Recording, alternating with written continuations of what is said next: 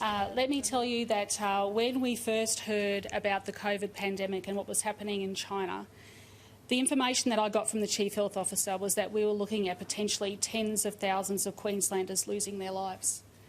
Now, you lose sleep on that. I absolutely had sleepless nights worrying about what was going to happen to Queenslanders.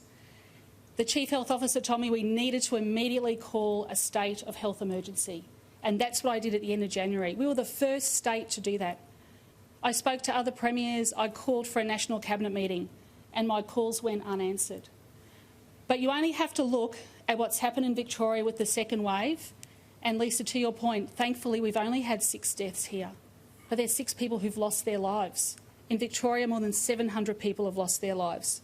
And I can say that overseas, you only have to look at the second and third waves.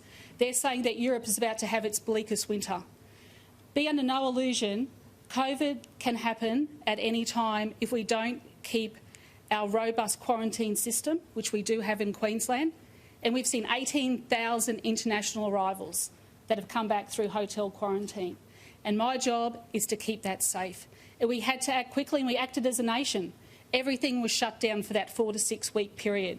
But we see what happens when COVID gets out of control, and thankfully it appears that Victoria is now getting under control.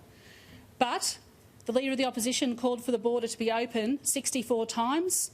Gladys Berejiklian wanted the border open, the New South Wales Premier, and she's even said this morning that Deb Frecklington would have opened the borders. We would have had a second wave here like Victoria, and the consequences for small business and industry would have been absolutely diabolical. Now, every single day I work with the Chief Health Officer and the Health Minister, Dr Stephen Miles, to keep Queenslanders safe and to ensure that we have a robust health response.